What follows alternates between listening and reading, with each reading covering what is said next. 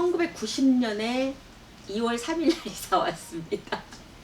그러니까 지금 20년이니까 30년? 여기서 살고 활동하고 그렇게 됐습니다.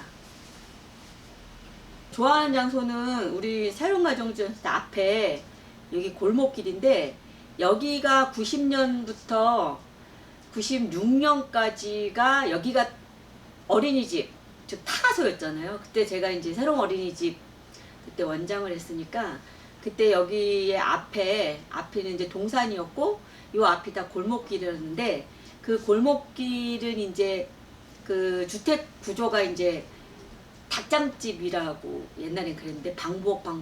그래서 이제 그 부천에는 그 간에 그 영세 공업하는 데가 많아서 시골에서 올라온, 그 우리나라가 이제 7, 80년대에 산업화가 진행이 되면서 젊은 사람들이 다 일로 올라왔고, 인천의 오륙공단의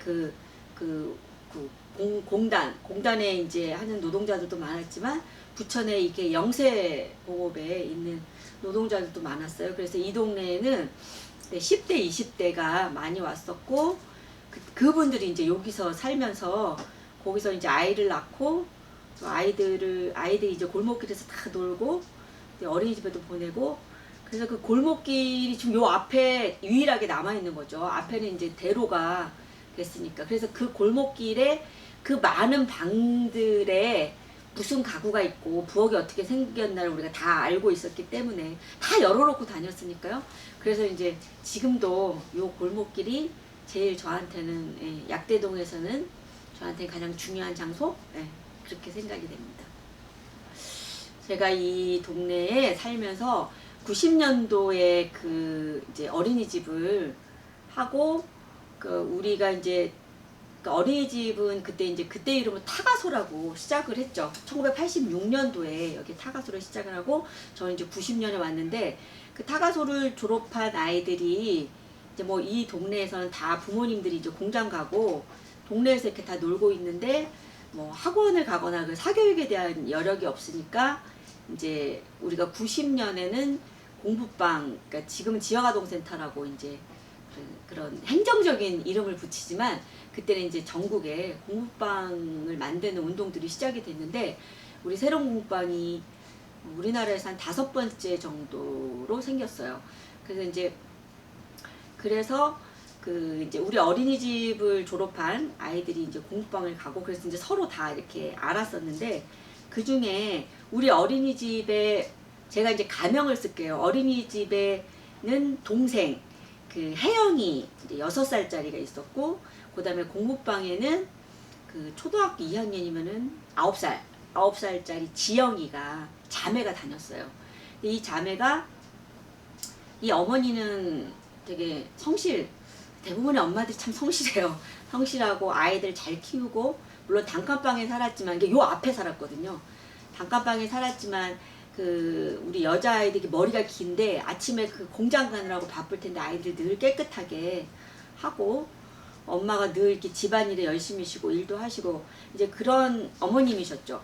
그런데 이제 그 아버지는 그때 이 동네에 되게 흔한 분들 중에 하나로 이제 늘 술을 드시고, 또 시간이 있으면 이제 또 집에서 이제 뭐 부인을 때린다든가 하여튼 뭐 그런 종류의 이제 아버지였는데, 그 하루는 그 동생이, 그러니까 이제 주말에는 다 같이 오잖아요. 같이 와서 이제 얘기를 하고 있는데, 그냥 제가 지나가는 얘기로, 오늘 아침에 뭘 먹었니? 라면을 먹었다.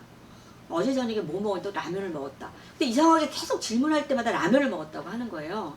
그래서 이제 그 언니 이제 지영이를 붙들고 좀 솔직하게 얘기해봐라 그랬더니, 이제 그 일주일 전에 그 아버지가 들어와서 이제 엄마를 때리다가 이제 칼로 엄마 가슴을 찌른 거죠. 그래서 이 엄마가 이제 당연히 도망갔죠.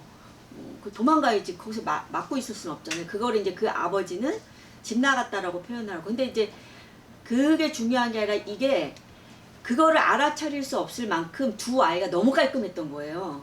근데 알고 보니까 그 지영이가 초등학교 2학년 아이가, 눈물이 날려 또 갑자기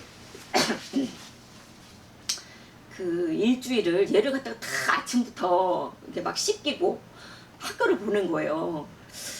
그래서 내가 그치, 저는 이제 태어나서 정말 이 초등학교 2학년 아이가 이걸 이제 밖에 숨기고 아이한테 이제 라면을 끓여주고 그냥 다 머리를 묶어서 그러니까 제가 어린이집에 있었는데 그걸 못 알아차린 거예요.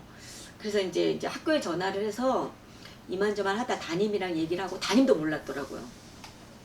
근데 이제 그 동생인 혜영이는 아주 밝고 진짜 그 천둥벌거숭이라 그러나 하여튼 굉장히 이제 막 굉장히 활발한 아이였고 지영이는 굉장히 차분한 애였어요. 원래가 그랬기 때문에 전혀 못 알아차렸는데 그 얘기를 듣고 이제 집에를 가니까 이제 집이 엉망인 거예요. 그리고 그 아버지는 라면 한 상자 사놓고 원래 이제 뭐 옛날에 옛날에 노가다라고 그랬죠. 그래서 이제 막 일을 다니니까 집에 안 들어오고 그러니까 얘가 다 애를 이제 걷어먹인 거죠. 그래서 이제 그때의 분위기 우리나라의 뭐 아동학대라든가 이런 데에 대한 인식들도 없었을 뿐만 아니라 아동학대 예방법이 제정되기 전이었어요. 그리고 이제 시민들이 아동학대 예방법이 제정돼서 법적으로 처벌을 해야 된다 이런 이제 의견이 있을 뿐이지 우리나라에 법적으로 그게 없었던 때예요. 그래서 제가 얘 엄마를 찾아야 되니까 이제 외갓집에 전화를 했어요. 외갓집에 그때 핸드폰도 없으니까 유선으로 하니까 외할머니가 받아요. 그래서 여기 그 공부방인데 엄마 좀 바꿔달라 그러니까 여기 안 왔다 모른다 그러는 거예요. 근데 사실 그 결혼한 여성이 갈 수 있는 데가 친정이잖아요. 그래서 제가 일단 알았다고 하고 끊고 그 아버지한테 이제 그 얘기를 했죠. 지금 아이를 이렇게 방임하고 그러니까 막 그 아버지는 뭐 하여튼 자기 부인인데 뭐 욕을 하면서 집을 뭐 도망갔다 나갔다 자기가 한 일은 생각 안 하고 그래서 이제 어쨌든 엄마를 만나야 되니까 일단은 엄마를 불러야 되겠다 다시 외할머니한테 전화해서 제가 이제 그때 약간 사기를 쳤죠. 제가 이게 법적으로 그 엄마를 이렇게 숨겨주시거나 아이들하고 못 만나게 하면은 공범이 됩니다. 이렇게 말씀드리니까 또 진짜인 줄 아시고 제가 5분 내로 전화 안 하시면 경찰서에 제가 얘기를 하겠습니다 라고 했는데 5분 후에 진짜 전화가 왔어요. 그 엄마하고는 잘 알고 있었기 때문에 그래서 자기가 이만저만 해서 애들을 꼭 데리러 갈 거다 이렇게 이제 얘기하시더라고요.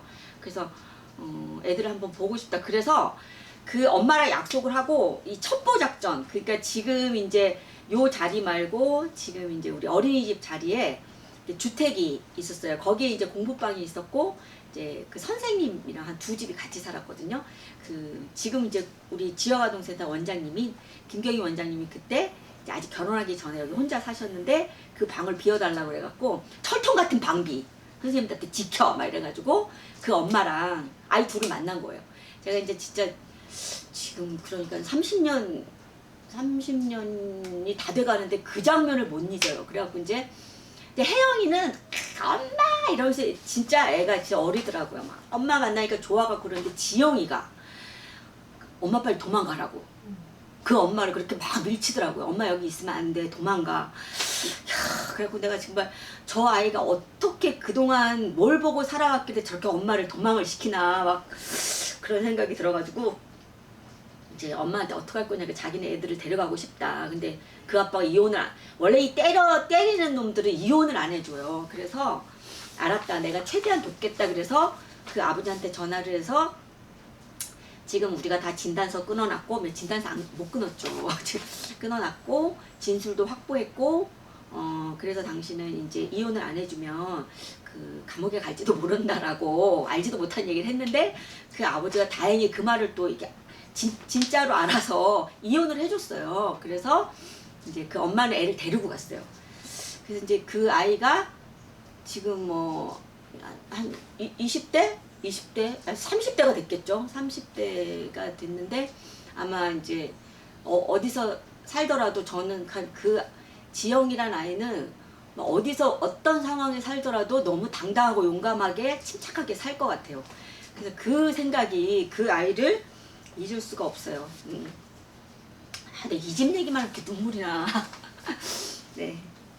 좋았던 기억은 제가 그래서 이제 처음에는 이제 이 약대동이 워낙 빈곤한 아동과 부모들이 많으니까 처음에 이제 어린이한테 관심을 두다가 그 다음에 어린이만으로 안 되겠구나. 그래서 가족한테 관심을 뒀는데 이제 98년, 97년 말에 IMF가 터졌잖아요. 그러니까 이 IMF라는 거는 빈곤한 지역을 완전히 황폐하게 싹쓸이를 하더라고요. 그래서 이제 그때 같이 동네에서 야, 우리가 이렇게 개별 아동 개별 가족이 아니라 이제 지역사회, 이 마을에서 사람들이 그때까만 약대동은 조금 여유가 생기면 다 어디론가 가고 싶어하는 동네였어요. 그래서 사람들이 그러니까 이 동네에서 우리가 아이들을 계속 키워도 되겠다, 키우고 싶다라는 생각이 들게 해야 된다. 그래서 이제 그때부터 사실 우리 약대동에서 어린이를 위한 마을 만들기 운동이 부천에서 최초로 시작이 됐어요. 그래서 이제 가족 도서관도 생기고 하여튼 이런저런 노력을 하게 된 건데, 그러면서 제가 이제 그 새로운가정지원센터를 2000년도 초반에 만들었는데, 그 이유가 바로 이제 가정에 대한 관심, 가정이 건강해 아이들이 버틸 수가 있다는 생각을 하게 돼서 이제 새로운 가정지원센터를 만들었는데, 그게 이제 그로부터 한 3년에 우리나라에 건강가정지원센터라고 생겼는데, 제가 특허를 낼 건데 그랬어요.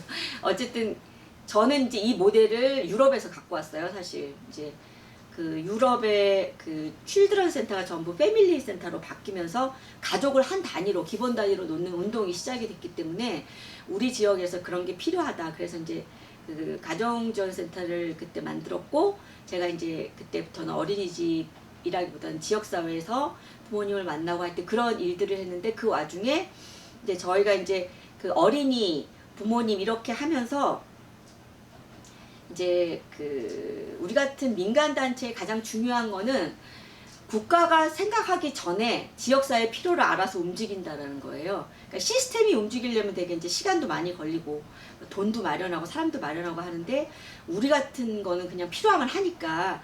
그래서 이제 그 가족에 대한 관심이 확장되면서 이제 그때 이제 노인이 왜냐하면은 약대동네 조부모 양육 가정이 너무 많았기 때문이요. 제가 아까 얘기했지만 90년도에 10대 20대 부모들이 많았어요. 10대 부모들도 있었어요. 왜냐하면은 막 시골에서 올라와서 공장을 다니는데 젊은 친구들이 혼자 살고 이제 동거를 하게 되고 결혼 안 하고, 그럼 애기가 생기고 그 애기의 할머니는 한 40대 후반 50대가 되는 거예요.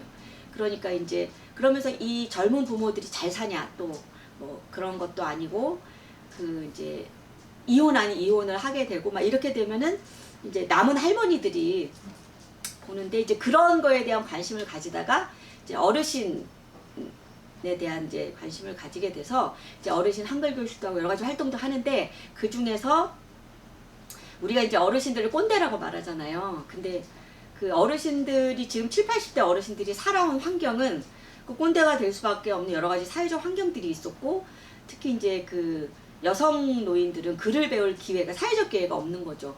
그래서 글을 배우면서 이제 세금에 대한 이야기, 그 다음에 나라에 대한 이야기, 그리고 노인의 권리에 대한 이야기, 우리 어르신들한테는 권리라는 게 굉장히 생소한 거예요.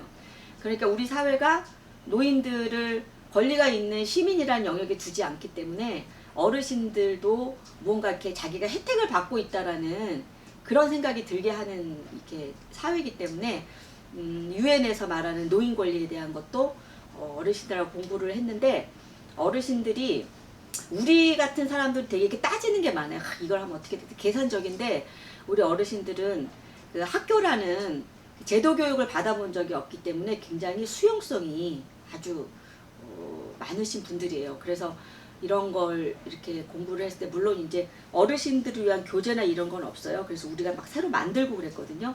했을 때 어르신들이 이렇게 삶의 경험 속에서 나오는 어떤 그런 언어와 실천들이 훨씬 더 우리보다 뛰어나더라. 그래서 어르신들하고 그런 공부를 하고 같이 움직였다. 우리 부천의 동부천 IC 반대 시위도 같이 나갔거든요.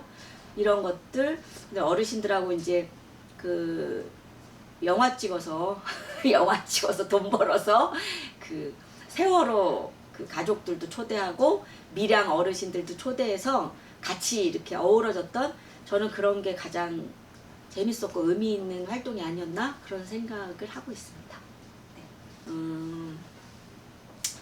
제가 아까 말씀드린 이제 지영이네 같은 가족들이 꽤 있었어요. 그러니까 어떤 경우는 아이가 어린이집이랑 공부방 왔는데 그동안 이사 가버린 집도 있었어요. 그러니까 애들이 집에 갔는데 집에 아무것도 없는 거죠.